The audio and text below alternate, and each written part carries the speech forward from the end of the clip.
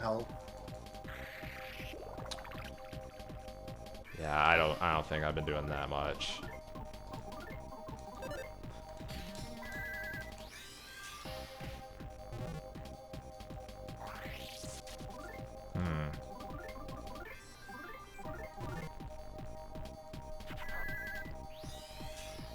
Although, if he keeps missing like this... Right, I mean, that would certainly help.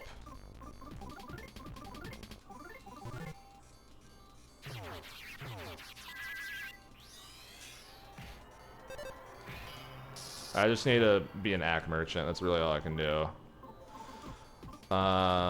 Lucas just blocks. So he can't really do anything either. And he wins next turn. if you heal with Kumator, you can, Yeah, I just thought about that. Oh, I have secret herbs. I'm fucking stupid. It's kind of too late now, though. Hold on. Yeah, watch this strat. Y'all aren't ready for this. Y'all aren't ready for this.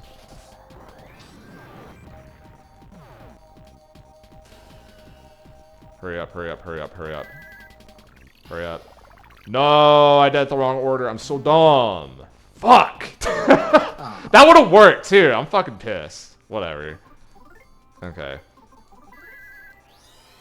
I just have to kill here.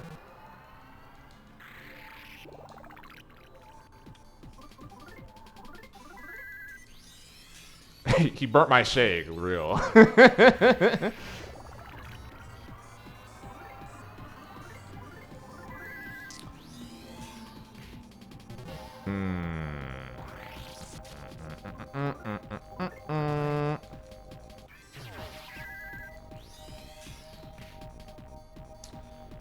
Alright, and the fight is over.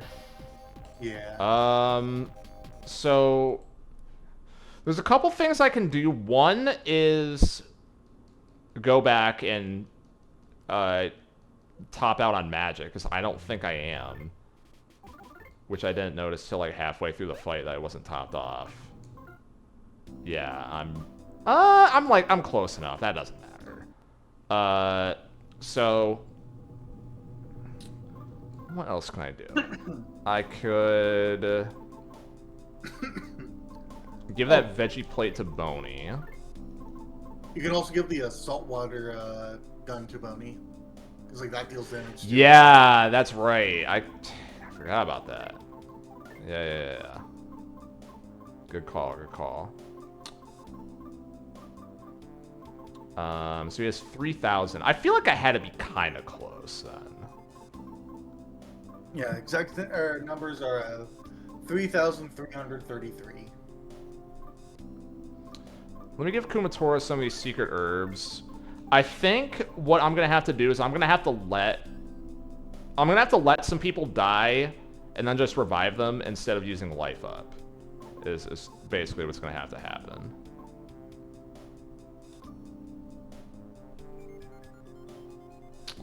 And yeah, Duster has an herb also. So let's see. I have... Oh my goodness. I only have one heal with Boney, right? So use the rest of them on the last boss. Fucking A. What's my health going in? Is that topped? Everything's topped off. You healed, you healed right before talking to a Safe Frog. So, let's think here. So,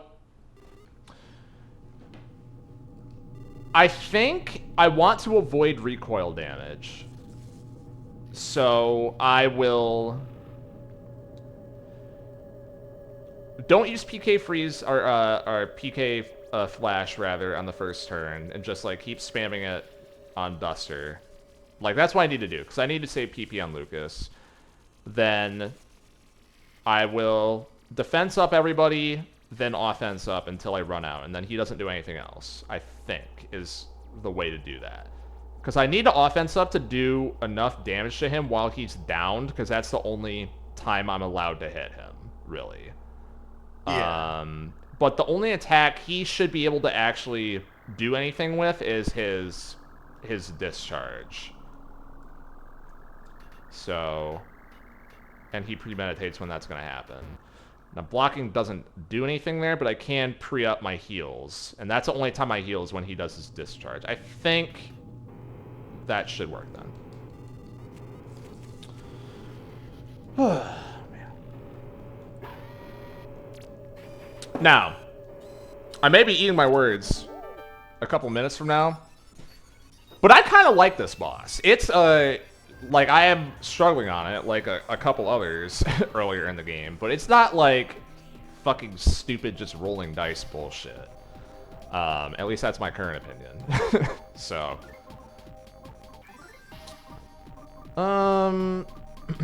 defense up on. Remember to flash him, of course. Of course, of course.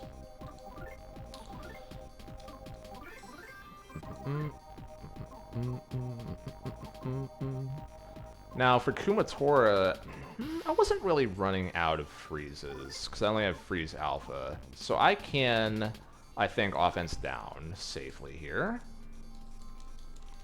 Oh! And it is also worth noting that... No, what's up?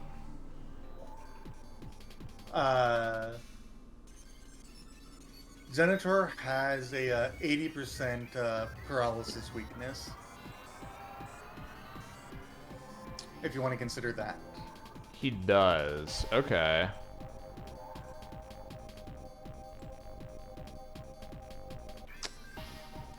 I'll think about that.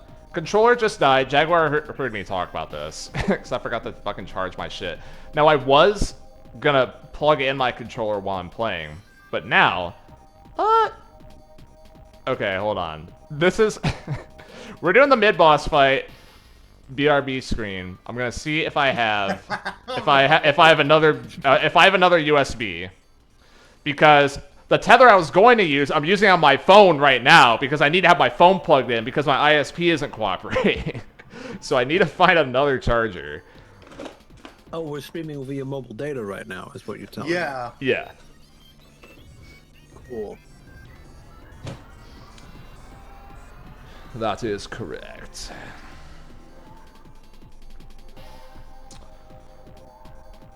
Let's see. Let me see.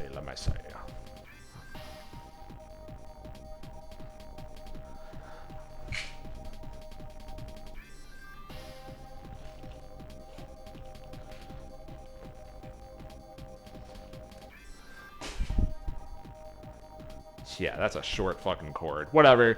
The things I do to get a dub, I guess. Never say die. Alright. Now, will this fuck up my binds? I guess we'll find out. Shouldn't. I don't think.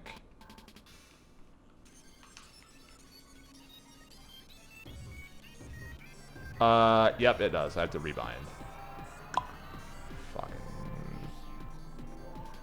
Fucking A. Where is it in this emulator here?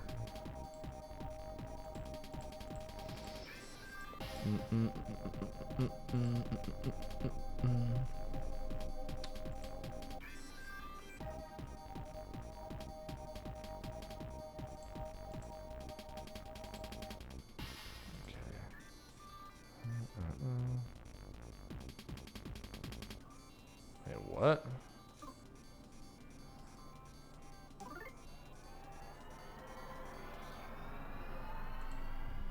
Okay, I just had to do that.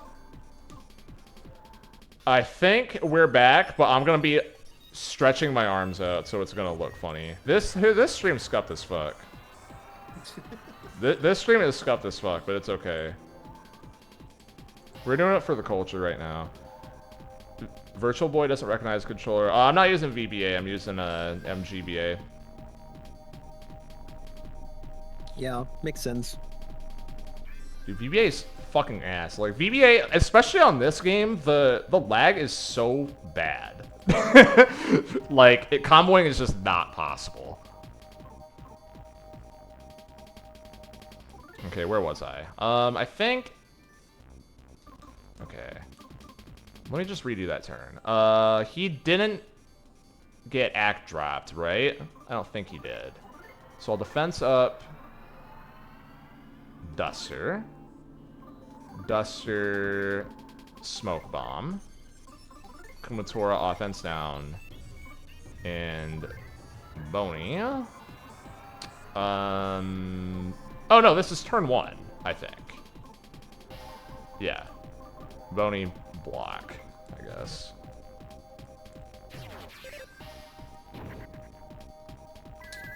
But it didn't work. Okay. No, this is turn 2. It has to be. No, it was turn 1. Lucas started with the fight with 70 PP. Okay. Okay, that does change things slightly, but not too much. Okay, got it. Offense down. Defense up.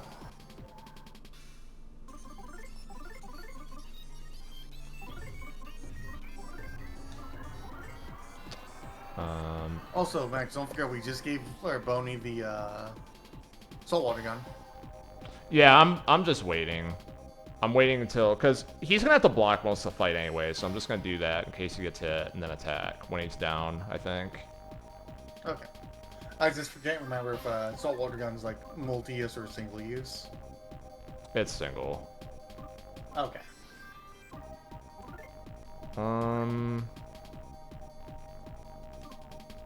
Defense down, I'm not as concerned about. I'll let Duster tickle stick him. I think I'll heal here. And try and get ahead of that and Boney block. Okay, yeah. Glad I did that, because he's attacking next turn. But I think I won't need to heal Lucas as a result. Kumatora defense buffed. Boney might die. Very possible. In fact, I'm going to life up Boney. Because I think that's just a correct play.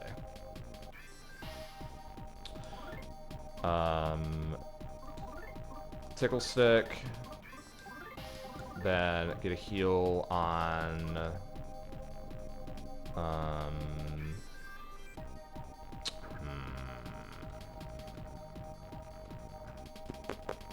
No, I'll have Boney save his heal, actually, yeah. Kumatora, self-heal, and Boney block.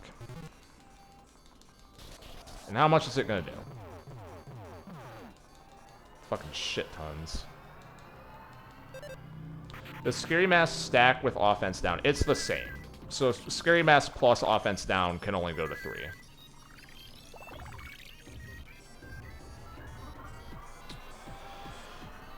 Okay, and now, see, it sucks because I have to heal, but I also have to attack, right? But I'll just follow what I was saying and attack here.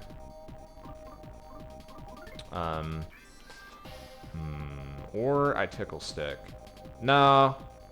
Yeah, actually, yeah. Alright, now let's get PK freeze. And Boney, use saltwater gun.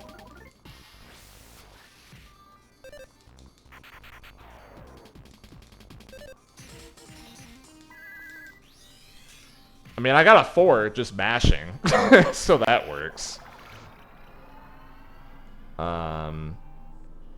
Okay.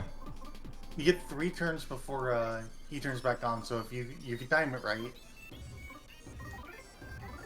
Tickle again.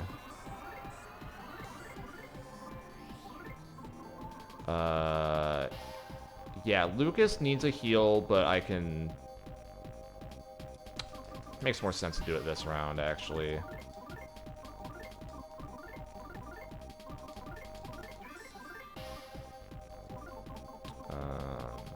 Then Rocket. Okay, and I think he's -3 now.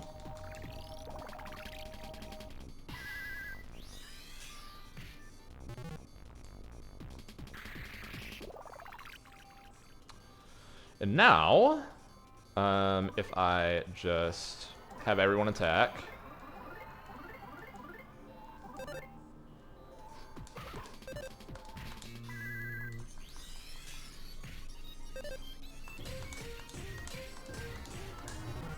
That is so fucking hard to combo. Alright.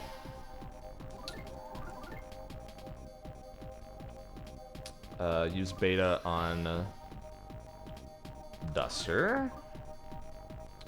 And he's already debuffed out, so Duster just blocks. Kumatora PK freeze. And Boney. Yeah, just block.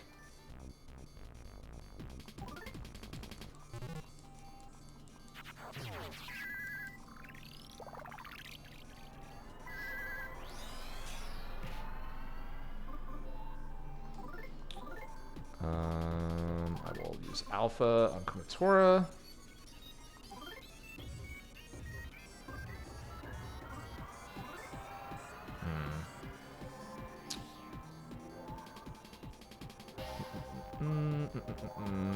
You said weak to paralysis, huh? Yeah, like, I'm not sure how effective that'll actually be. Yeah, that's the considering, thing. Like, that doesn't proc very often.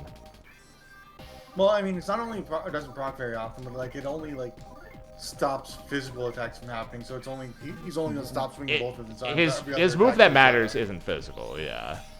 Yeah, like everything else is electric attack. Okay, Lucas got 4 heals left. No one's gonna be immediately dead as long as no one gets hit, because he's doing like 120 with his discharge. So I have like another free round essentially, or close to it. Boney still has a heal. He has 2 heals, because I gave the extra thing to him. So okay. Okay, he's charging up.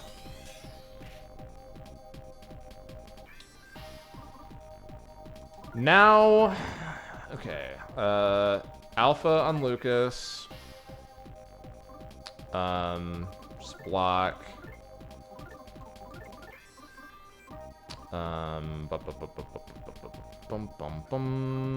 Life up on self, and Boney use the port chips on self. I think. Or is that throwing? Actually, I won't do that. I'll just block.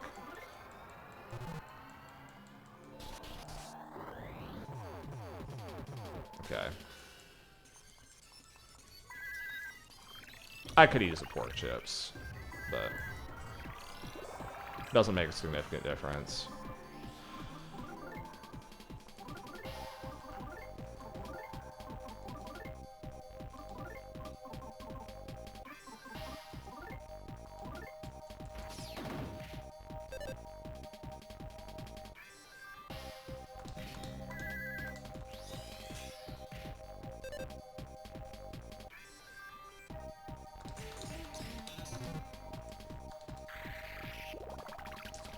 I think I'm not hitting him enough.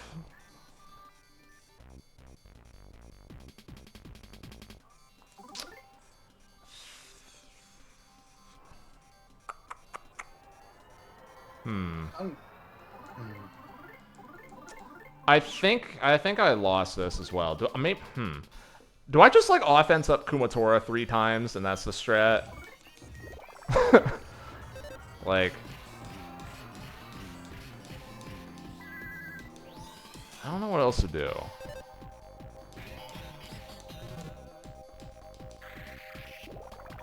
I mean, that round was like, or 500 damage, healed for 100, did 400. Okay.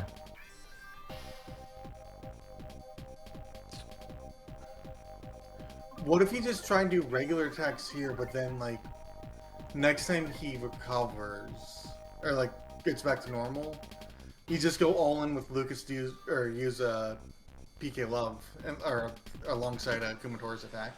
I could. The problem is Well, you see, I only have 16 left, right? So I have to. If I don't defense up everyone, then I just die when he discharges. So I have to do that at first. Yeah, I mean, yeah, that's the first thing you would have to do for a first attack. But like I feel like there's a non-zero chance you could still win this. Yeah, because that's 150, 280, Okay. 410, 500. So that was 800 damage across 2 turns right there. On top of all the other damage. Yeah. So I need to live through 4 phases, which doesn't feel possible. Well, you would need to live through 4 phases, assuming you're not doing any damage in between. You're still doing 130 to 150 with Kumatora, with like every with freeze, yeah. Yeah. And then you also have the bottle rocket and the salt water gun that you just did. Like salt true. water did 200, pencil rocket did 140. Like, I honestly say ship it with PK Love.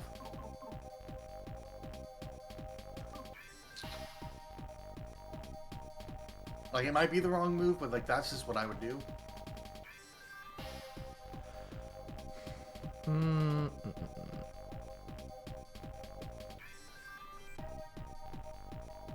Yeah, and I have a couple revives too, so that's another thing to think about. But Yeah. I have to. The thing is, Kumatora needs to attack, and she would be my best healer. That's like the annoying part. Duster and Boney like don't do anything in this fight after all the buffs are done. Who's holding the revives? Lucas. And Duster has one, Kumatora has one, Lucas has 2.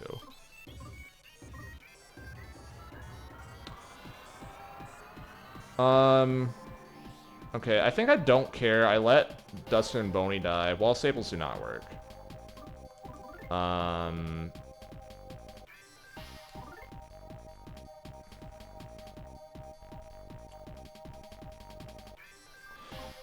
Okay, here's what I think. I'm gonna try this. I'm gonna life up Alpha, Lucas, and Kumatora because they need to live, and then when he discharges, these 2 need to get revived. And I think, because I can't do enough damage before the next phase. It's just, that can't happen. But I'm gonna have Duster and Boney die.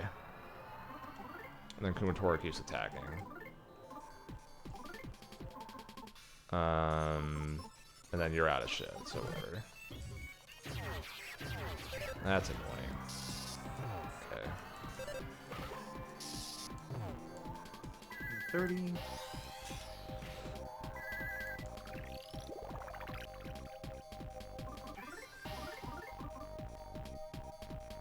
So Lucas is at what?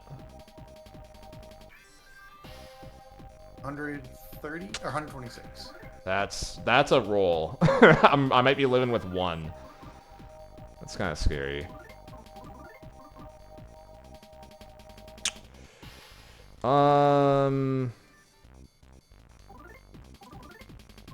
Yeah, I have to do that now.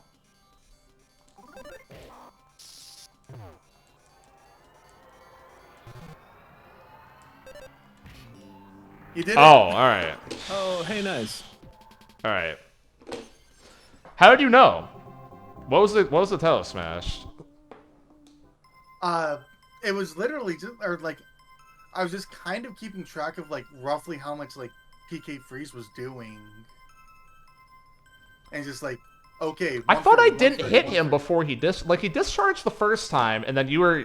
I agree with you. I was in like 500 around after he healed, but I thought I wasn't hitting him aside from that. No, you were still hitting, or like, there was still like chip damage here and there, and it was just enough to be able to like I guess finish out the healing. Damn. All right, we'll take it. We'll take it.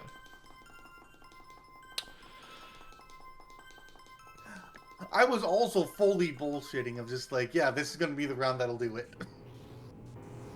I mean, I don't know. I mean, you were right, obviously. You believed in the heart of the cards and I did not. But either way it worked. A serious error has occurred in the generator.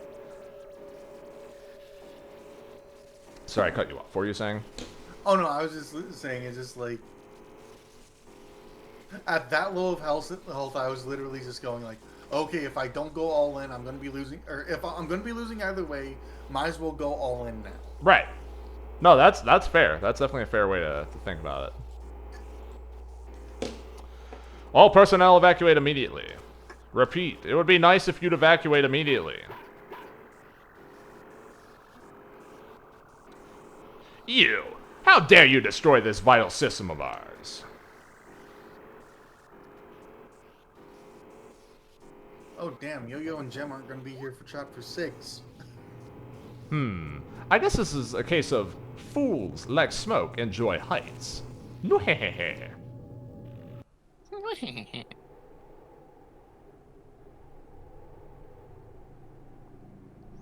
a character goes down and they have a line in a cutscene, the game will provide them with 1 HP so they can talk. I did not know that. Huh. Very interesting. So... Oh, I can't go on my menu? Come on. I actually would have liked to. For reasons that Smash knows.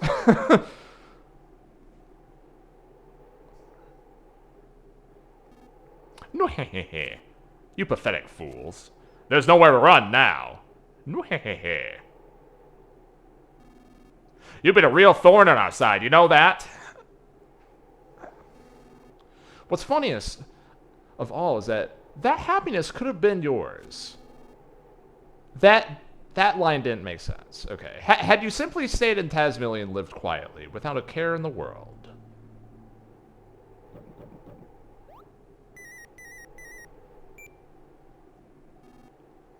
Alright. It's all set then?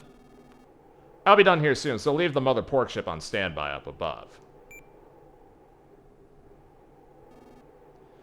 Thunder Tower is no longer usable. But this is a perfect chance to eliminate the whole lot of you in one fell swoop. It's a bit much for 3 lousy rats, but our king just loves being flashy. So I've decided that you and Thunder Tower can disappear flashily together.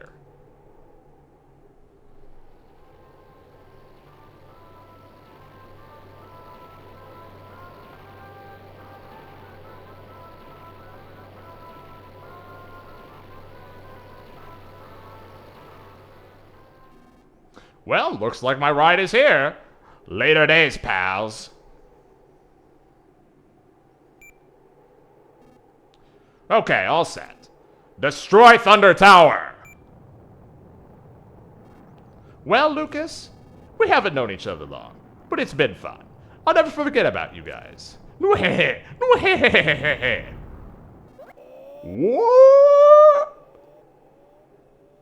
Well, he's dead. And we never heard from him again. He slips on a banana peel. It falls off the fucking tower. This game's awesome. All right, let's grab onto it. Rope Snake, you're up. Rope snake? Oh, I've seen that before. Is that?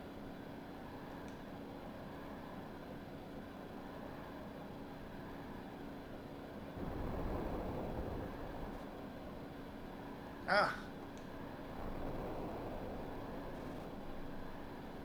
They're trying to shake us off. Lucas. Gumatora. Boney. Hold on tight now. Rope snake? After... It's me, the rope snake. I speak now. I know this isn't the best time to chat, but I have some good news for me and bad news for you. The good news for me is that although we have known each other long, I'm now a major character in the story. Thanks to you. And the bad news for you is that my jaw isn't sturdy enough to support the weight of 3 people and 1 dog. In other words, my jaw, it's at its limit. This is literally jaw-dropping.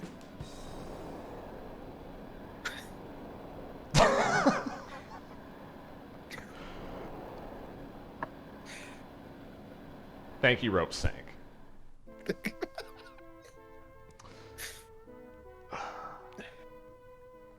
Moving puppets made from clumps of earth. A tower that can fire thunderbolts on demand. An extensive highway system. Ships that fly through the sky. The enemy that Lucas and his companions must stand up against has grown to such an enormous scale.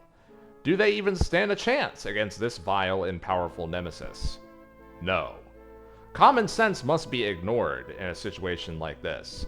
Even if there is only a 1 in a billion chance of victory, that means there is also a 1 in a billion opportunity of turning the tables completely. Will Lucas, Kumatora, and Duster be separated once again? Or will they work together again to overcome the obstacles that stand in their way? From the flying ship, a masked man looks down upon Lucas and his friends, his profile still very youthful. The tale now moves to its next chapter, with an almost certain promise of battles far more intense than ever before.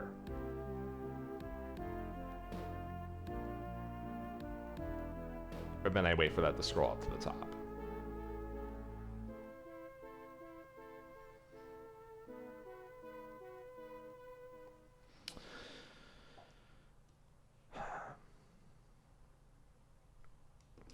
Hello, I'm a frog. Would you like to save? Yes. Now, before we move on, I have things to say, Okay, obviously. You go first, Smash. I was gonna ask, we are moving on. Yeah. Okay, that's tragic. I know. We'll have to film it next time. So first of all, Enigma says, you've known each other for 3 years. Well, when you think about it, he's actually been lucky for 3 years, so he doesn't remember the rope snake. So I don't know if that's what they were trying to get at, or if it's like you said, they just forgot. But there is like kind of an explanation.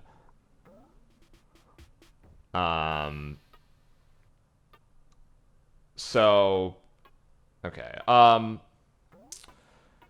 Couple things there. One,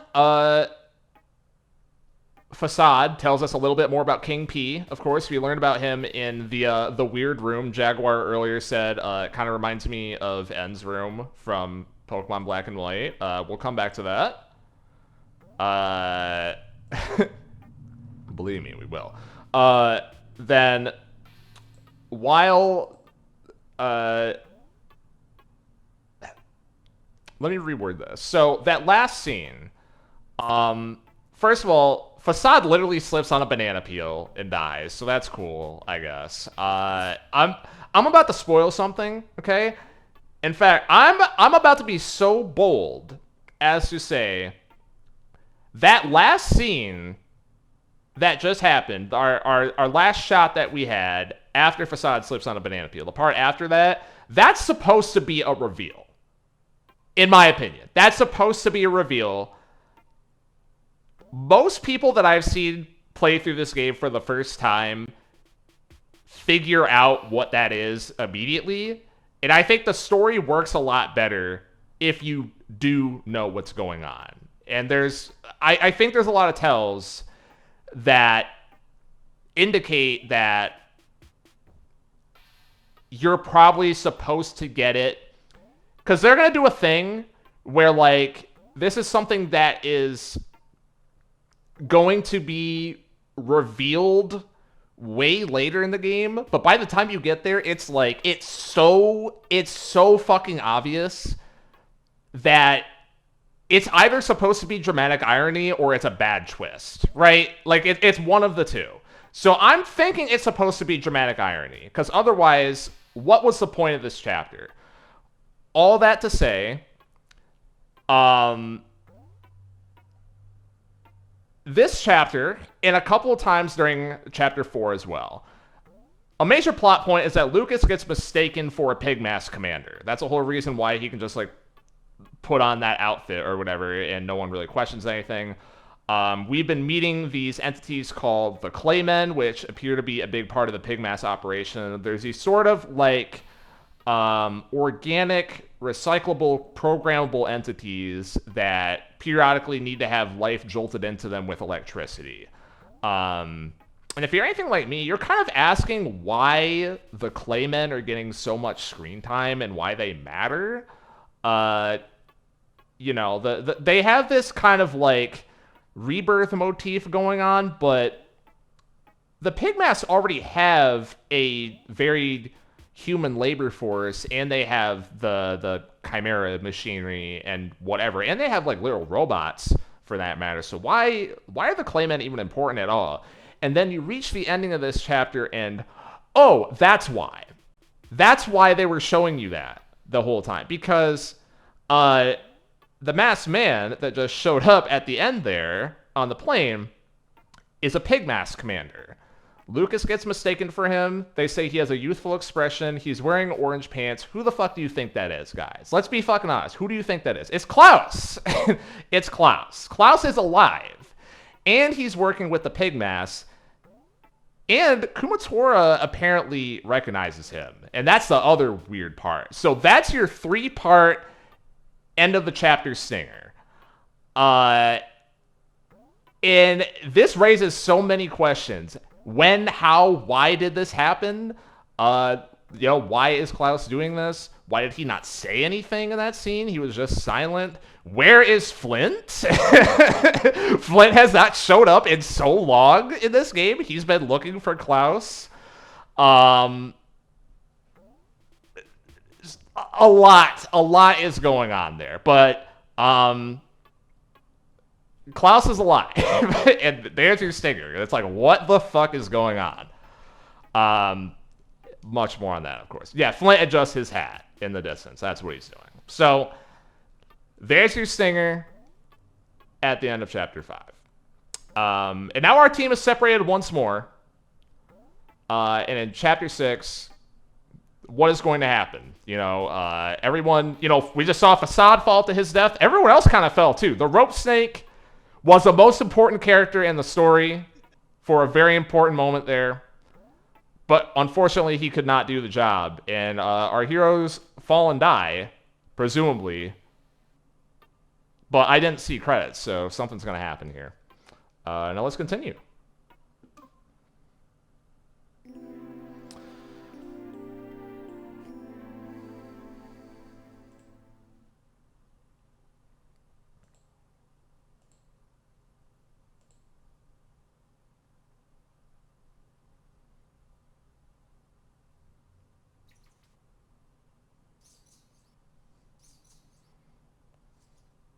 Man.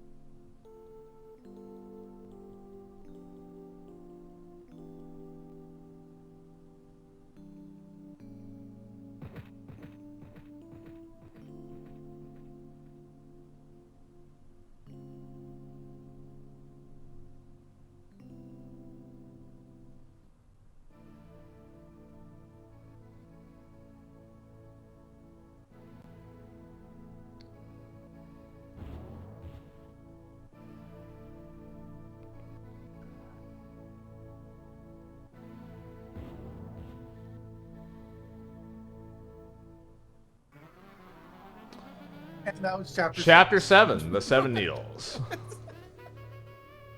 Good chapter, guys. Thanks. No, I really like that chapter. Yeah, we after the scene's over, we're gonna talk about that a lot, obviously. Yeah, obviously.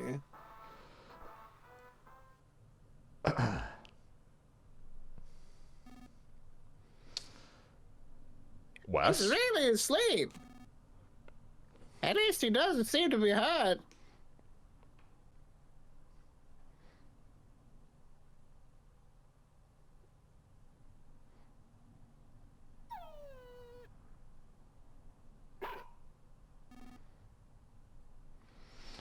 Oh, you're finally awake. Don't worry, Boney is in tip-top shape too. Dude, I love Skyrim.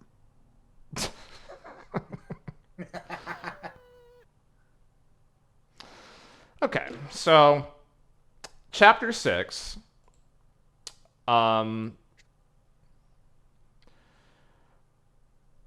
think there's a lot to say, obviously, but it's also pretty simple at the end of the day, right? Because Lucas, at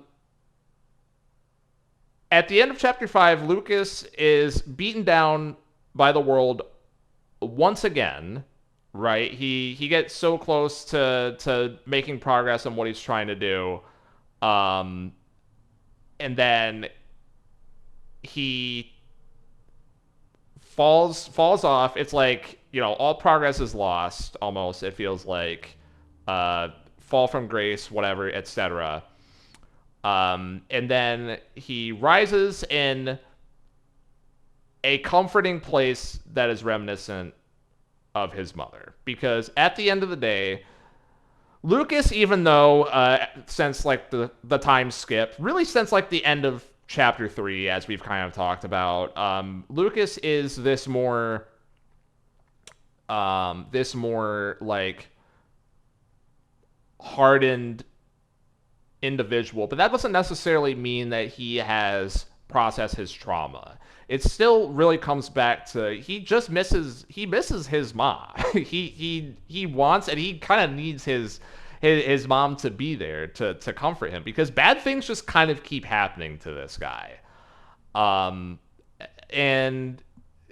he wakes up here, and then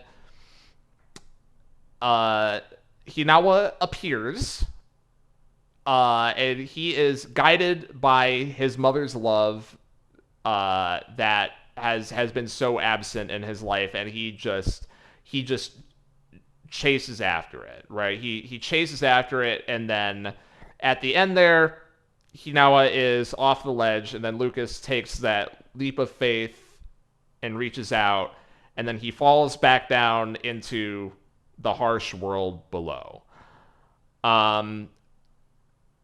So a couple things here. So let's talk about sunflowers, okay? And Yo-Yo's not going to be here for this, but oh well. Sunflowers are. This is more annoying than I thought it would be to fight, because you would think with how important the sunflowers are to this game that there would be like more of a consensus on what's going on or any kind of information, but it's kind of hard to find. It's more like having to dig through like different various cultural interpretations of what sunflowers represent, and spoiler, there's kind of like a bajillion things that you could say that sunflowers stand for, but there's a couple of these that I think are interesting and definitely have applications to what's going on in the game right now. Number one, I would say I'm lumping these all kind of into one here, like representations of warmth, joy, happiness, loyalty, which you could lump up into love. Now, people who know this game will probably jump and say, well, that's it. Wait till you hear me talk about the other ones. But love, of course, is important in this game. Your main skill that you have is PK love. It's that familial love is something that is a driver for really most characters in this game when you kind of get down to it, right? Flint, obviously. Lucas, obviously. Klaus, obviously. But also, you gotta remember, even like chapter 3, whatever, Salsa's doing it for his GF, right? And and Duster in chapter 2, even though he's a fucking asshole, he is doing it for Wes still. He still cares about his father. He wants to impress him, right?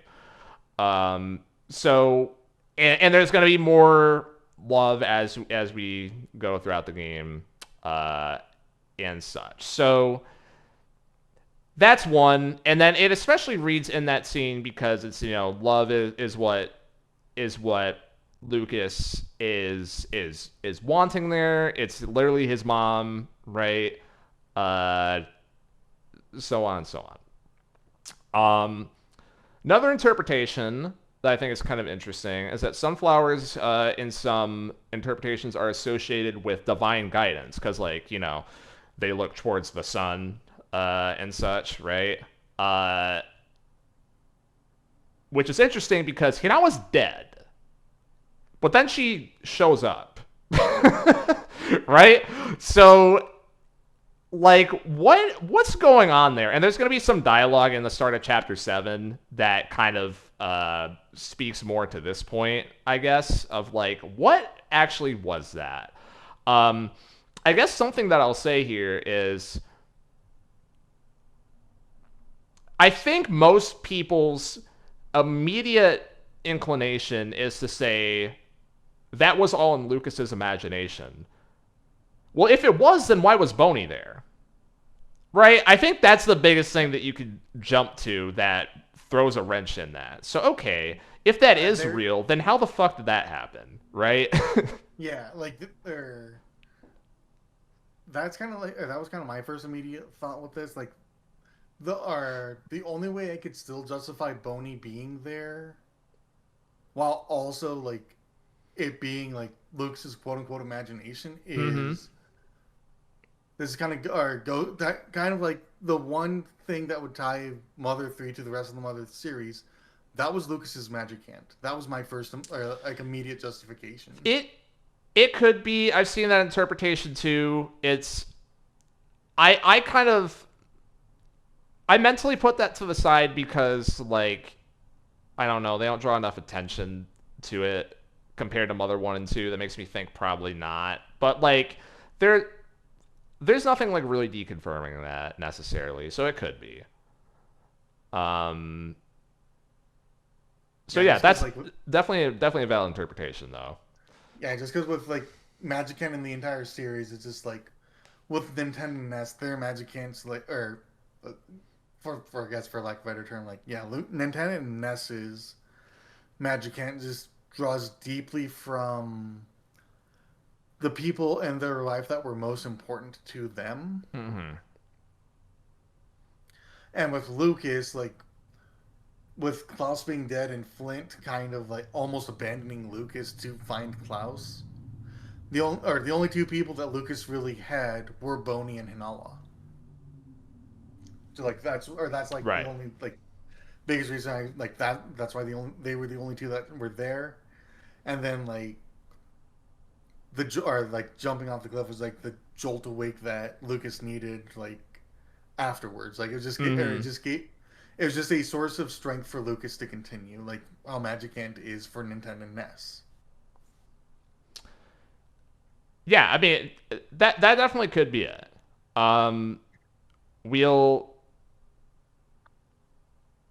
We'll probably come back to this idea a couple times, because I'll just spoil this. The answer is not super obvious, like even when you get done with the game, but there's some more things that are going to be showing up. So whatever. That's divine guidance too.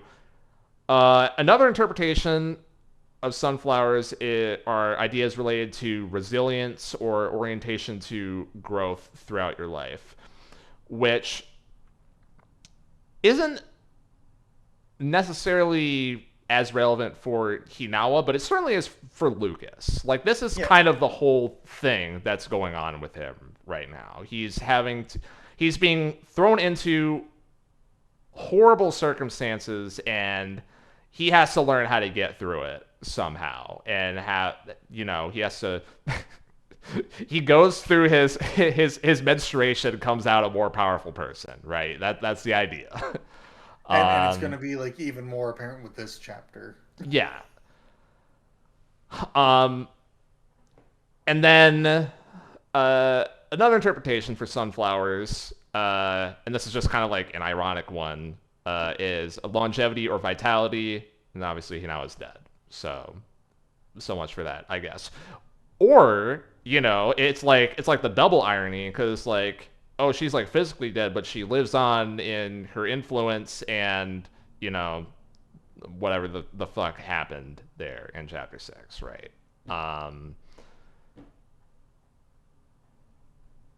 That's pretty much that. Like, there's more that you can say about that scene, that it's like, it was, I don't know.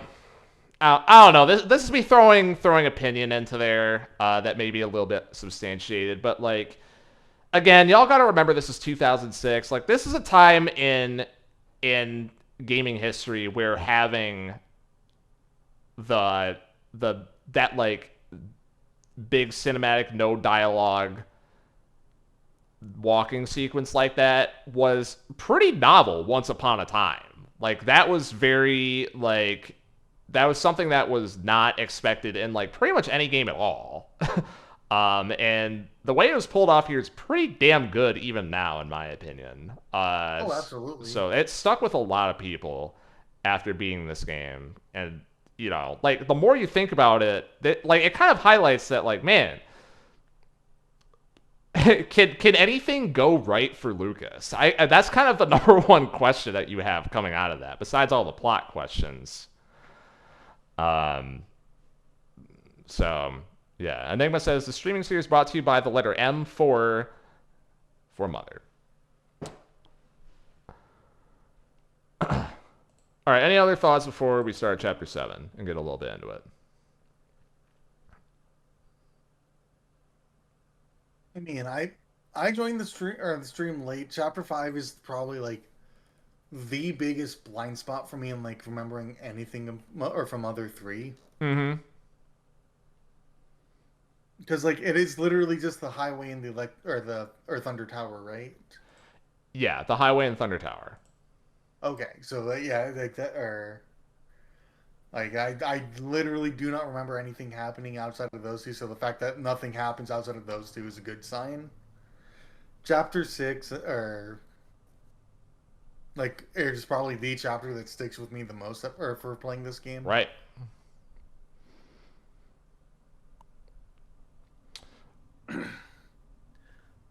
And that's all that. You're all good. Gemini Hero. You fool, you stooge, you absolute fool. buffoon. Gemini Hero. You fool. Absolute buffoon. You missed the gem. Yeah, you missed the Gemini bracelet. You just missed chapter 6. We were just unbelievable. We were just finished talking about it. Up this entire playthrough. Unbelievable. All right, Enigma. I don't get the joke then. What does M stand for? I'm stupid. Okay. Mother. We just saw Lucas's mother. It stands for mother. I have a feeling that's not what he meant. All right. Wes. It's strange. He now appeared in Alec's dream and told him to pile hay at that one spot. Then in the real world, right out of the blue, you two fall right into the pile. Oh, you're talking about the e-toy line. Got you. Yes. Oh, menstruation. Yes. It's as strange can be. Okay, I'm very much interpreting this as fucking divine intervention.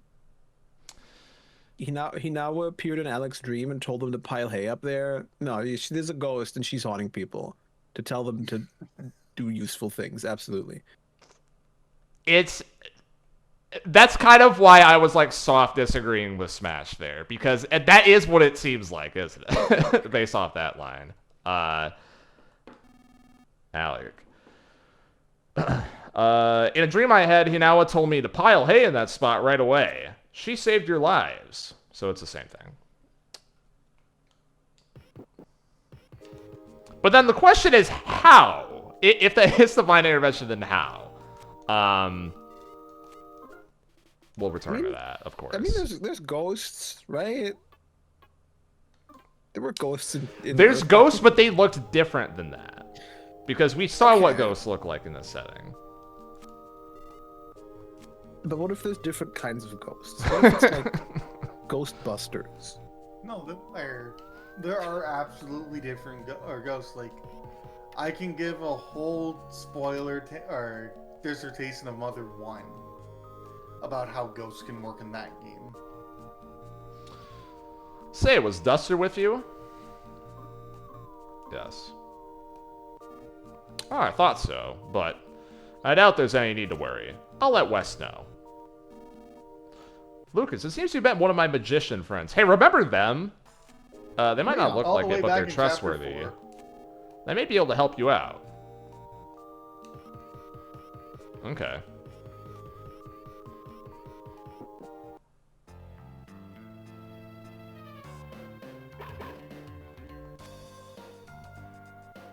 What's that?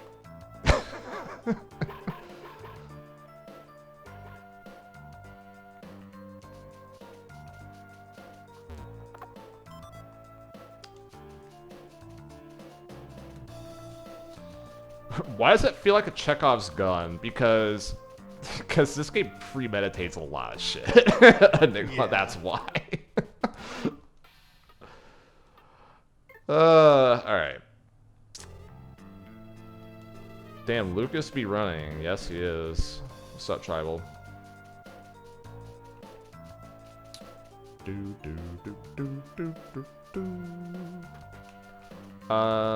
Is there anything before I go to that scene? I don't think so. Yeah, these guys are still just, walking around. Okay. Oh. How's my audio? My headset just fucked up. Am I still coming through on stream? It looks like Yeah. I am. Yeah. Okay, cool.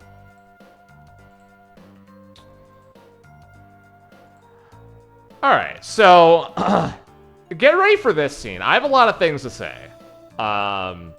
Shocker.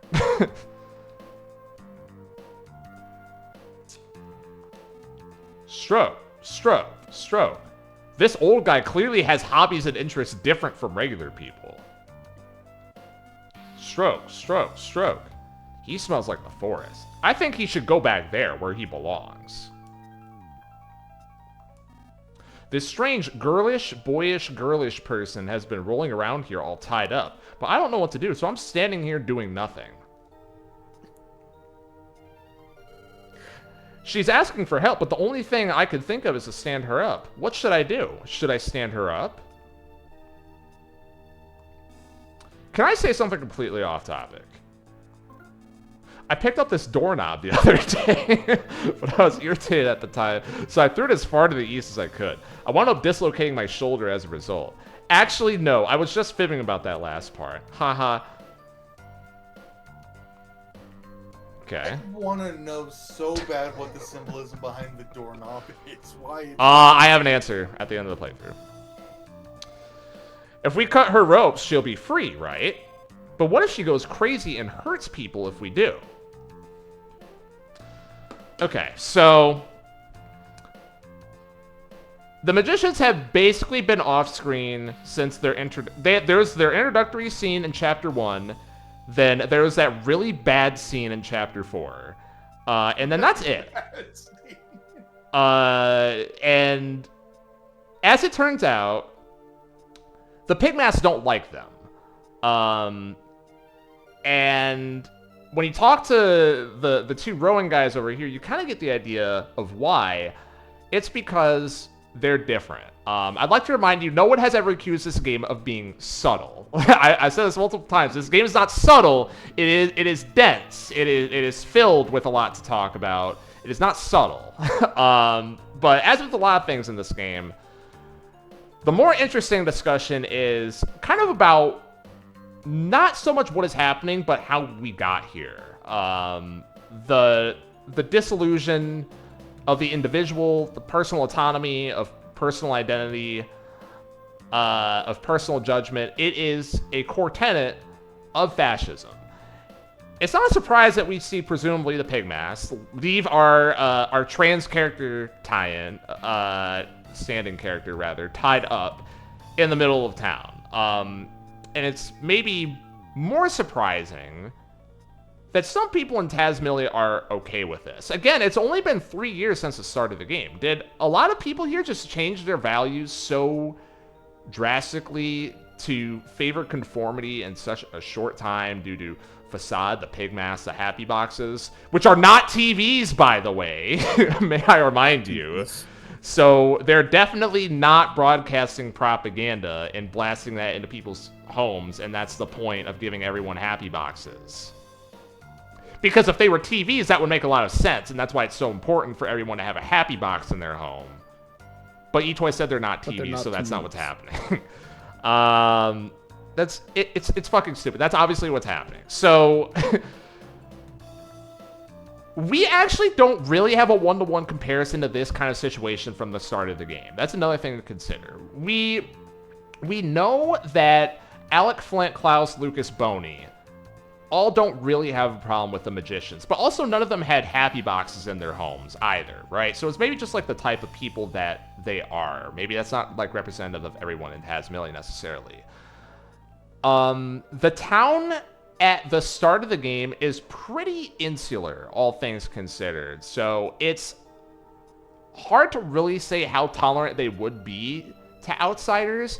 3 years to get to this point starts to make a little bit more sense if there was already like a seed of distrust of outsiders / intolerance of difference in there somewhere, if you catch my drift, right? Like maybe it's not like super outwardly expressed, but like there was something to build upon. That makes more sense to me, I guess. And then so that's the rowing guys. Then there's the standing here do nothing crowd, which is all these individuals here. So these people they're not expressing outright bigotry in the same way as the rowing guys, but they are helpless in a way that beckons back to the start of the game when no one knew how to handle the forest fire, no one knew how to handle Hinawa dying. It's this mix of being unsure of how to help, but also unsure if they should help. You know, like this woman over here, she asks, what if she goes crazy and hurts people? That is a kind of dehumanization still. It's just expressing itself differently than these guys who are just like, you suck. They're both dehumanization, and they're both rooted in fear the same way. It's just kind of said differently. And there's different levels and degrees to it, obviously. But at the end of the day, it's kind of the same. Not wholly the same, it's kind of the same. So really interesting. And it's like, it's a tone setter for our chapter, for sure. The magicians haven't been in the plot. They're about to be pretty important. And you kind of see why. So, let's continue. Gimme. Sorry, I needed to change out of my... Oh, there we go. Yo, you sound dead. Yeah, I'm alright. You sound hella empty. I woke up. I get up. Dude, you just got done smoking 500 cigarettes. Yeah, what the fuck? Are you bony? Yep. Get the slow ass rodent out of the call. That's crazy. Caught up, let's go. Fuck yeah, Jaguar. Who wants to be Ionia? Because Yo-Yo's not here. Oh, fuck. What voice did she do for this guy again? I have no idea. Oh, fuck. Screw it, I have no context for what or Yo-Yo did for Ionia, but I'll take them. Go for it, Smash.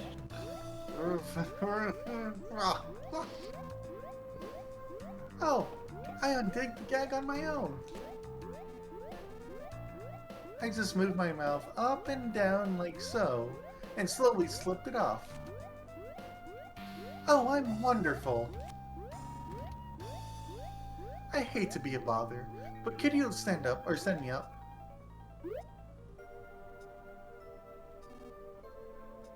Thank you, darling. I don't know what happened. I was minding my own business, taking off my makeup, when suddenly I was physically assaulted. Oh, what an unfabulous time to be attacked. Oh my. You're that boy I met at the hot springs the other day, aren't you? It seems the thread of fate has led us together, led us to each other again. From the moment I realized you could use PSI, I knew there was something between us. You're undoubtedly the one magicians have been waiting for. Have been waiting for 10,000 years, right? Can you sense it too? Can you feel the time drawing near? It's okay if you can't. I'm not entirely sure about it either. Almost failed the quick time event. Wait a second. If I was attacked, could that mean... I hope Aeolia is alright. I wish I could fly there, but I can't without my makeup on. All I can do is walk on the land like a human. How tragic. Oh well, I'll walk there if I have to. And you're coming with me. Come on, let's go to Aeolia's house. Okay? Marvelous. Let's make some magic happen together. I mean that in a nice way. Is there a mean way to mean that? I plead the fifth. Okay.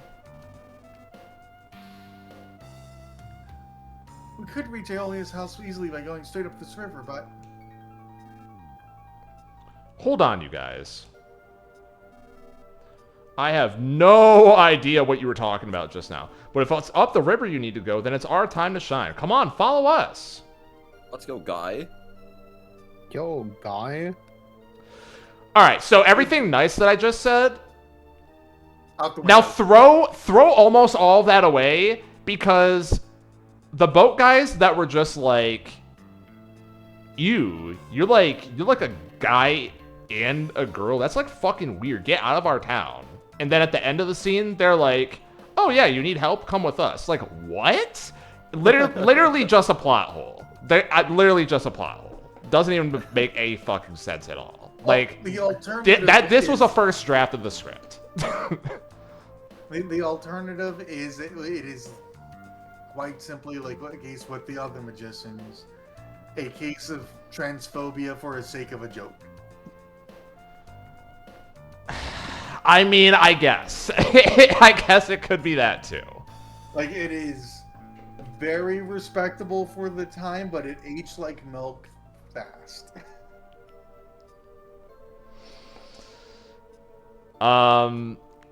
I guess it could be that, if it's not a plot hole. I'm not sure which one's better.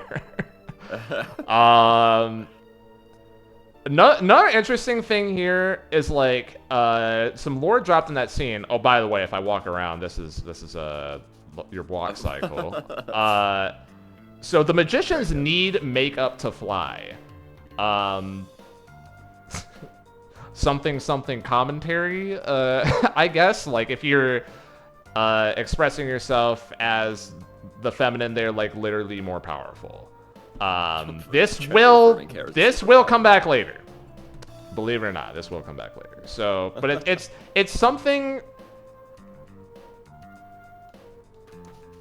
It's an interesting idea, right? Like, I think we've kind of been shitting on the magicians like quite a bit up until this point, but it's like something like that to me reads like Ito has talked to enough people and is familiar enough with the idea that, like, I'm sure the phrase, like, overcoming gender dysphoria and like expressing myself as my true self is like a form of power, right? Or like that's how he internalizes. So it's make the metaphorical literal, that's not a word. Make the metaphorical literal, that type of thing, right? That to me, even though like Smash just said, there's fucking like stupid shit thrown out as a joke. This reads like he actually knows kind of what's going on. To me. I say as someone who is not trans. So, whatever. Like, that little bit alone kind of gives me more reason to believe that the magicians are not mean-spirited characters than, like, almost anything else in the game, personally. But yeah, that scene is weird because of the 180 with the boat guys. Like, because before that happens too, that's a very like, it's I mean, I don't know. Like I was saying, it's like transphobia, but it's not like it's the subtle like. I hate using this word, but like the microaggression transphobia, maybe it's not micro. Maybe I'm thinking of something else, like a different way to say it. But it's like, that's something that you wouldn't know how to articulate in your writing unless you knew that or you knew people who were familiar with that and they told you stories. You know what I mean? So I don't know.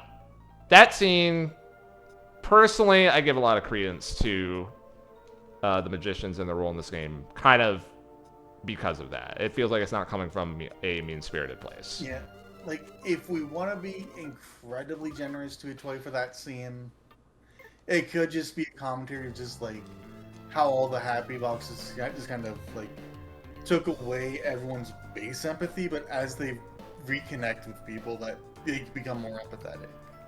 That is the most generous read I can... That's the most generous read I can give to that. They're really, the word you're looking for, Max, is meso-aggressions in between the micro and the macro. It's awesome. This is a real term. That is a real term? Yeah, meso is the in-between of micro and macro. It's just that nobody ever uses it, but it is real. Hey, that's not true. Dragon Quest uses meso as part of its like menu select thing. It's intermezzo. Well, okay, but I guess that's true. That's quite a coincidence because it's just Italian, and I mean the micro-macro thing comes from Latin. So, I just googled mesoaggression with the quotes. Oh, no. Okay, one word with the quotes, and it's so little results that it's still pulling up microaggression. I'm not seeing the word mesoaggression on the first page anywhere. Now listen, did I find an English language website that told me that the in-between of micro and macro would be meso, and so a hypothetical mesoaggression would exist? Yes. Does it really exist? Maybe not. Okay. Can we start something? Yes. We're starting it right now. We're changing the world. If you think about it, then a mesoaggression is just kind of a irregular aggression, right? Well, yeah, that's sort of a regular aggression. But I guess like a lot of people would think of like a regular aggression is kind of a macro aggression. I guess that depends on how big your aggressions are. You gotta specify, right? It's like, oh, what's aggression? Oh, what kind? You know? Yeah, how big?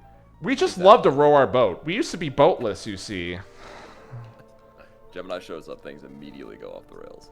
We just got this. It's the greatest boat ever. You'll get on it, of course. I think these guys have an ulterior motive. Can we get the Megamind meme, but put the word boatless on it? Oh, okay. Yeah, that's how bridge work. I thought you were going to recommend a meso mind to me, and I was like, now he's not macro mind. That is how bridge work. I agree, BB. Doesn't Europe have some stuff like that, where the bridges raise up for the boats to go in? Those do exist. That bridge is really small for something like that, and also, it didn't rise up the correct way. Oh yeah, usually there's like, what, split in half and then kind of like... Well, no, there are like those bridges that lift up. Those are a thing. Okay. But the way that one did, the posts it was mounted on weren't moving with the bridge, It's as if the bridge was moving along them, except then the posts would have to stick through the bridge, which they didn't. You know? And as such, it doesn't make sense. Yeah, If the that is. poles were moving, it would have been fine. Wow, so many save points.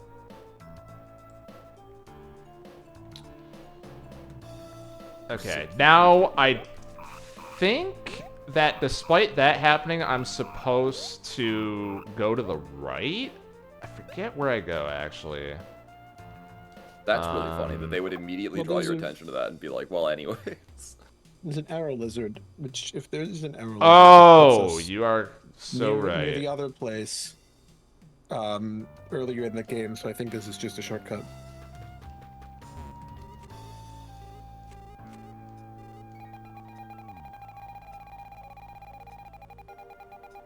Yep, so go back. I like the genius of this game that any like weird shape or otherworldly object you need, just make it into a lizard. And because a lot of really stupid lizards exist. Mm-hmm. It's kind of genius. Like I believe there's a real arrow lizard. Why not, right? And somewhere down in like the Brazilian jungle, sure. Oh, this wonderful NPC again. In the mood for a milking. What? Oh. Lucas got some fresh milk. Wow, you're good at You're that. good at that. Oh, okay. He's asking. They're asking you to milk them. I thought. Well, anyways. Who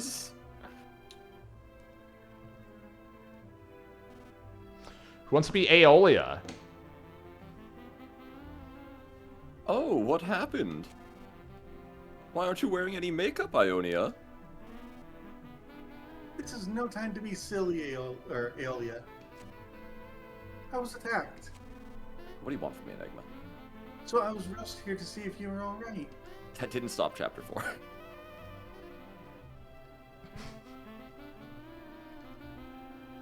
Oh, I'm just fine. I'm as lovely as I always am. But never mind me. Why don't you untie that rope already?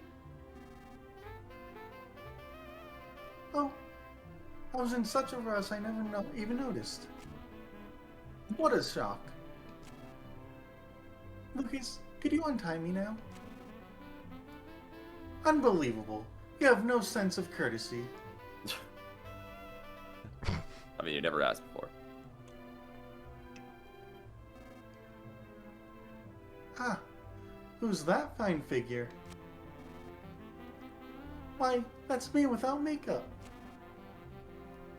I'm sexy, even without makeup on.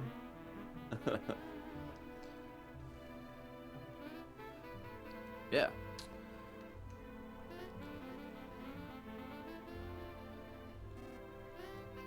Pleasure to meet you. I am Aeolia, one of the magicians. Fate has brought you here. Yes, I can feel it. Oh, I'm so happy.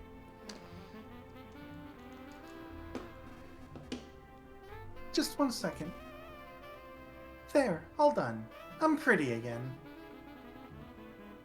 Mentally failed to keep while you're not on Dot- screen, so it's fine. no. Thought crimes do not exist, Enigma. we're not legitimizing thought crimes in this stream. Yuck, you can keep that lipstick. Indirect kisses with other girls aren't my thing.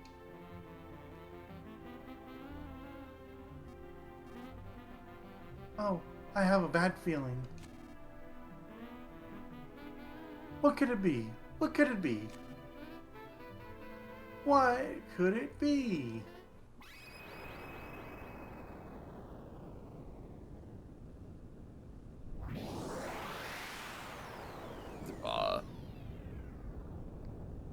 Okay. Kefka?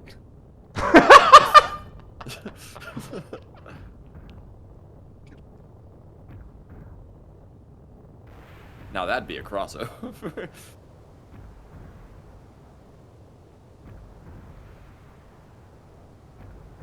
Oh my god, what the hell is going on out there?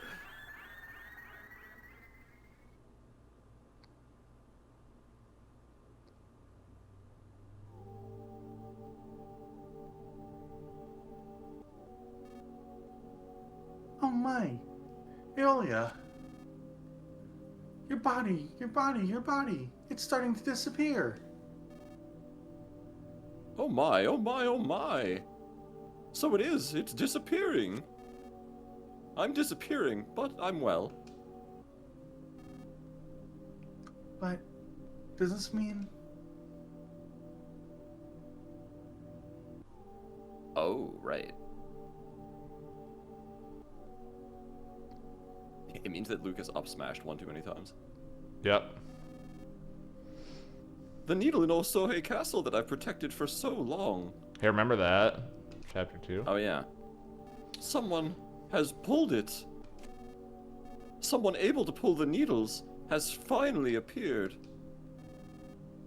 The dark dragon sealed away by the 7 needles will awaken.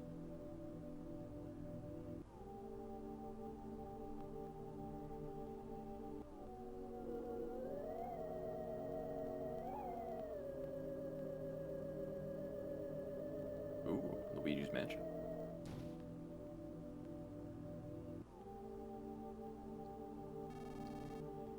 You can get to the courtyard of Osohe Castle through this underground path. If the needle really has been pulled, I will vanish very soon. But it would be wise to know who pulled it. Someone with a dark heart, or someone with a light heart. The answer to that may change the fate of the world completely.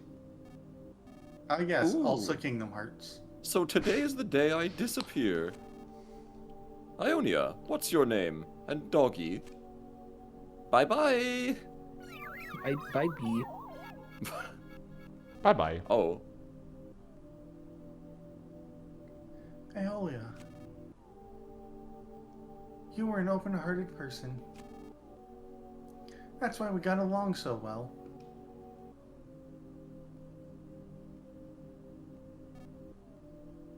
Okay. Let's follow this underground path to Osohe Castle, or Castle's courtyard. Imagine your last words literally Okay. being bye-bye. Nah, man. So- I'm dying on that Super Mario DS shit. Aeolia and Ionia are very strangely accepting of death. is I think supposed to be the primary takeaway here. There's no reaction essentially to her poofing into non-existence, and time marches on and things continue. Accelerated change does not phase them at all. So this bottom one here, the magicians are going to be a very interesting part of this equation. Let's just say that. Really, these bottom two words here, chimera and impermanence, because as I mentioned earlier, the good half of the chimera, as it's primarily presented in the game, the magicians are kind of the biggest example of this. There are others, but the chimera and the impermanence, the magicians are going to show up a lot in this chapter. Therefore, we will be touching on these bottom two quite a bit as we go along. But that's your intro. Like, Aeolia just fucking dies and no one cares. It's like, oh, that's interesting. I guess I'm dying now. Oh well. I guess it's my time to go. Like, what?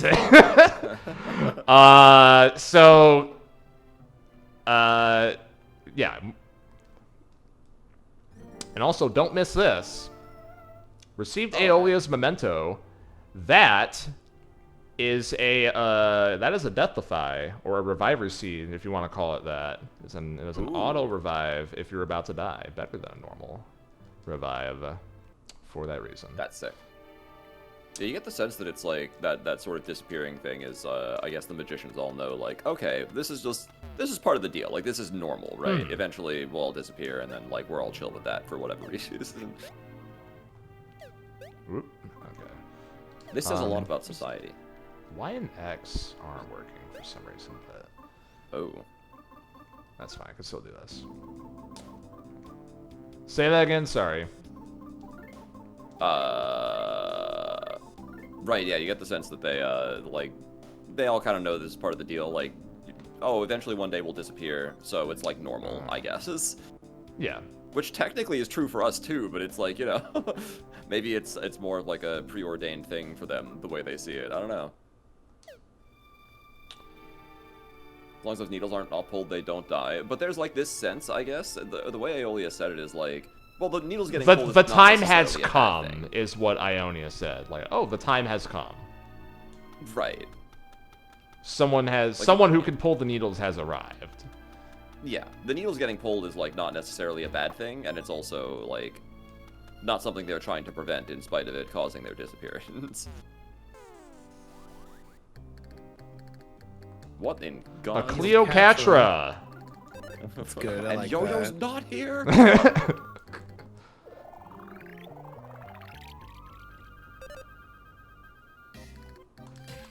I'll always take a screenshot for her.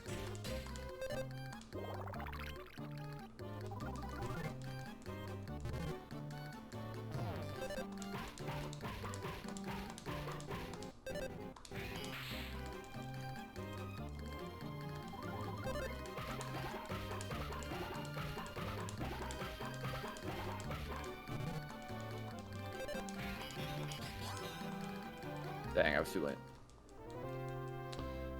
Anka? Animal Animal Crossing? Crossing. Yeah, I don't. I'm not familiar enough with Animal Crossing to know, but I'm guessing that is a a cat that looks like that in that game. Yes, Well, every Egyptian cat is Egyptian Anka cat. from Animal Crossing. Yeah.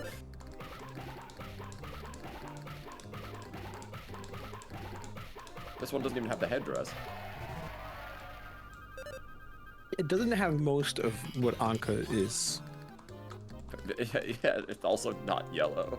It's a cat I and like mean, kinda. Egyptian, I guess. Yeah, kind of like, kind of mummy themed more so. Which like I guess Anka is wearing like, well no, I don't think so actually. No, not really. Pretty sure Here it's we just go, like a there's a dress, picture. right? Yeah, it's kind of just like a white dress. She's got like a neck piece. She's got, I don't know, not really armbands and leg bands. They're just kind of her fur. She's got like a snake thing on her head. The most dangerous Google image search of my life. You know, you could literally just look at the image I already put in the ballpark. Apparently her outfit in New Leaf has more of like a mummy wrapping aesthetic, by the way.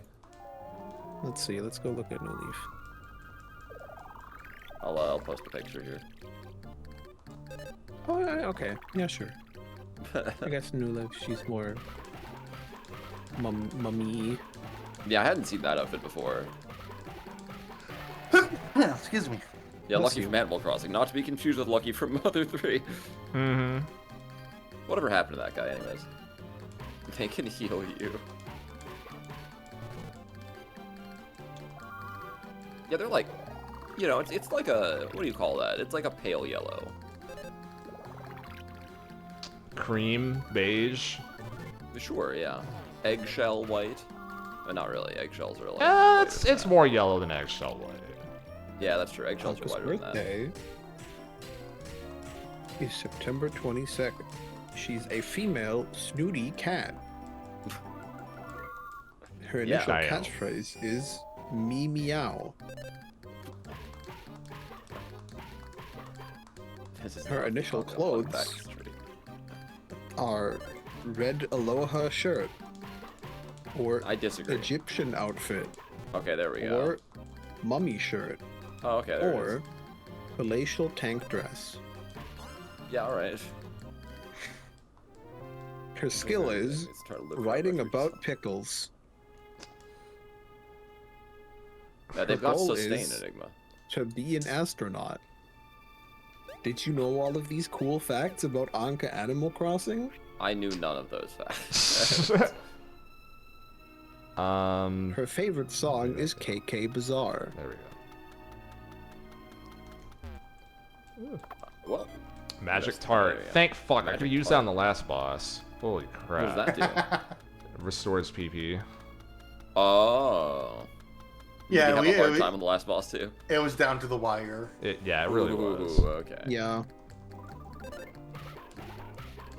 By the way, am I looking at that right? And this is we're 2 hours in right now. Did I actually not miss as much as I thought? No. No, we had to I had to restart reset. stream. Down. Yeah. Okay, all right. That's valid.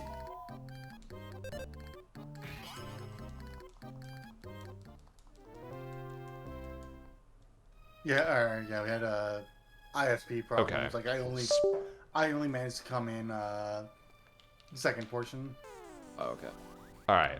I'm sick of holding out the controller like this, so I'm hoping it's done charging. Also, the controller died halfway through. Yeah, so Oh, yeah. this stream scuffed as fuck. This is 5 hours. Yeah, I should ask this to everyone. There's a point coming up in like 10 minutes that would be a good spot to stop, unless we want to keep going. Just depends on how everyone's feeling. I got here late, so I do not get a say in this. So I'm fine for whatever. I mean, we've been going for what? Yeah, 4 hours 11 at this point. Yeah, that's like That's roughly like the what usual usually length the of these streams. stream. How much longer would it be if we keep going? Another hour-ish, probably. Yeah, probably through the Osohe Castle dungeon, I would imagine. An hour should be fine. It's like, yeah, either the Osohe Castle part or like the part after that is my guess. Yeah, I was asked about doing something, but that was in like an hour, so, you know, I'm fine. Okay.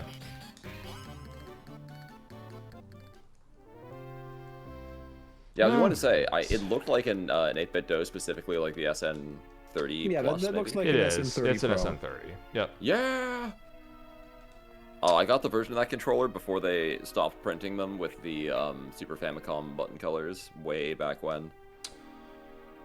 That shit's broke as hell now, though. Sad. Yeah, same here. I also have an SF, but it also broke. This controller's so good though. It was so good. They just didn't really build them to last back then, you know? I feel like Yeah, Bitdo products are a they bit got- better now. They got better over time, especially the early ones. I have a first gen N30 Pro, and like that thing, Okay. one of the buttons, one of the shoulder buttons broke within like 2 months of using it. It still works, but like it now that button feels weird. Okay. Oh, I think I know what I did. And then I bought an N30 Pro 2 later, and I don't like that it doesn't look quite as NES-y as the first gen. Which, to be fair, probably makes sense because Yeah. they kind of stepped farther and farther away from the original Nintendo controller designs, while keeping like the There we layout, but like the design Okay. changed. Yeah. We're going to be sued. I changed my binds so that I was like, how come my left and top face button aren't being used? And it's because, oh yeah, this is a GBA game. So I had to bind select and start to X and Y. That's pretty smart, actually, yeah. Look, I think the And then SNES 8-bit controller is don't got great, but it needs handles, and 8BitDo agrees. I mean, But if you this does not have you should go talk to handles, really. Sony, circa mid 1990s. My favorite, if I have to play the, oh, sorry, I'll let the cutscene play out first. Alright, I don't It know. really has been pulled. You should actually get your point out, because this is a long scene. Oh, okay. My preferred controller for 2D games, if I don't need analog sticks for whatever reason, is actually the their 6-button Dogbone Genesis controller. I really like the rocker Really? D-pad, and I like having all 6 buttons on the face like that. You have your two shoulder buttons, and you can play like most anything you'd need. I know they had a Sega Saturn style gamepad that was also like that. Yeah, I never tried unlike the Saturn one. Unlike the Genesis controller, of course, the Saturn controller has shoulder buttons, which makes it a little bit more flexible because you have more buttons to use. The Genesis one has shoulder buttons. It's got an L and an R. In addition to the 6 face buttons. So you got 8 total, which is like the amount on a normal Genesis PlayStation controller. shouldn't have. Yeah, but form factor wise, it does make sense. It feels very comfortable. It It's the does. M30, I think M30 Plus. You know, look it up. Anyway, Okay. Not an ad. not an ad. Hashtag not sponsored. Yep. I have absolutely no idea who pulled it. The dark dragon's heart will become as light or as dark as the person who pulled it. That's what it said. Anyway, but I don't sense anything here at all. I don't sense a heart of good or evil. How mysterious. I changed my mind, by the way. If everyone has to go in like 45 minutes, I think we'll start wrapping up after this scene. But we'll have stuff to say. So. Okay. How can there be people in this world without hearts? Kingdom Hearts. Kingdom Heart. I always assumed that the Dark Dragon would stay sealed away for eternity.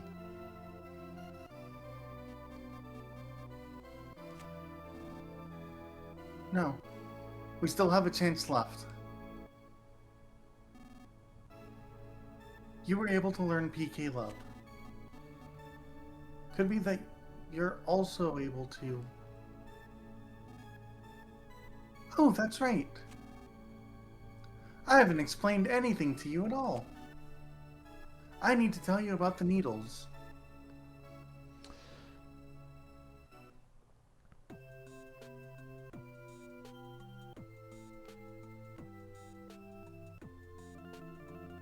First, know this. These are specially protected islands. We rested upon these lands together with a limitless power. That power is the dragon that sleeps in the darkness beneath or under the islands. The dragon is incredibly large, about as large as all these islands put together. Because the dragon is asleep, these islands are protected from disaster. But its power is too great for humans to control. It was for this reason that our ancient magician ancestors placed 7 needles on in the dragon to make it sleep. 1 needle for each magician. For a very, very long time, we continued to guard the needles. But it has been told that someone to wake the dragon will appear when its power is needed. However, if the one who needs the dragon's power has a heart of evil, that power will obey all that is evil. It's very possible that everything could simply be destroyed simply to satisfy a wicked ambition. On the other hand, the exact opposite is what we hope for. If a person with a heart of good pulls the dragon's needles and uses its power, the fate of all evil will be washed away and all life as we know it will shine brightly. That is what is told. Finally, listen to this, but don't worry. When each of our 7 needles is pulled, we magicians will cease to be, our millennia-long lives over. Isn't that just romantic for us? I am surprised I nailed every single QTE. Bang! So, there's your plot of the game, dump, like 15 hours in. Finally, our MacGuffin journey. Good, great, awesome, amazing! Outstanding. Outstanding.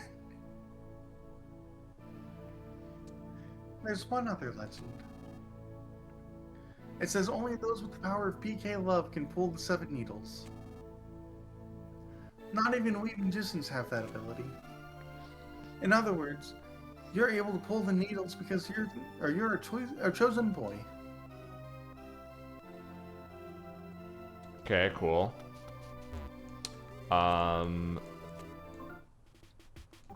So, a couple more things before I get to my notes.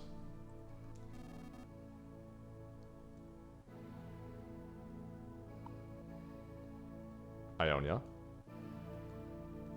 Screen is black for me, hold on. Oh, shit. Is that on my end? No, it's fine for me, so it Okay. seems to be on Smash. It was something on my end. Who else besides you could have pulled this needle? Who indeed? Oh, phone. Interesting music. Commander, please hurry here. We've located the next needle, but the monkey. We need the monkey. The monkey can open it. God, what a pain in the neck. Anyway, the monkey's the key. I'll explain the details later. But please come to the Chimera Lab. I assume you know where the Chimera Lab is, right? Huh? Commander, your voice sounds kind of cheery today. Well, anyways, please take the crossroad train to the factory, and when you arrive, go west from the ropeway station that's behind the factory. Did you get all that? Oh, if you know where it is, then there's no problem at all. Please hurry. Oh, okay. Oh, okay, we have a phone now. All right, so with these two scenes combined, we get a couple revelations. I guess one, everything that Ionia says, big, giant fucking plot dump about, okay, so there's these 7 needles, and now we're going to start a MacGuffin journey in Chapter 7 of the game, and one of them's already gone, and, you know, etc., and all this other stuff. And it controls the dragon, and the dragon is the... Humans can't control it, and our lives are linked to dragons. Blah, blah, blah, blah, blah, blah. Okay. Then point 2, and this is kind of why I said earlier, I think this story works better if the end of Chapter 5 isn't, like, that's supposed to be a reveal, and, like, you're supposed to figure it out, and it's not supposed to be a twist. Because this now becomes interesting, because we know, after that, They lay it out pretty thick. Like Enigma says, we saw the masked man pass through here. And then they tell you straight up, like, there's the phone right there talking to the commander. So, yes, that was Klaus. Klaus is the other person who pulled the needle. But that's not the interesting part, right? The interesting part is, oh, so Klaus's nature is uncertain. Ionia says that she cannot detect what kind of heart Klaus has, or does he not even have one? Which gets really strange and horrible and horrific very quickly the longer you think about it. In addition, consider that the currency in this game is called Dragon Points, and the Pigmass introduced Dragon Points to the world. So makes you think they might have known about this for a while, yeah? Just something to think about. Save again.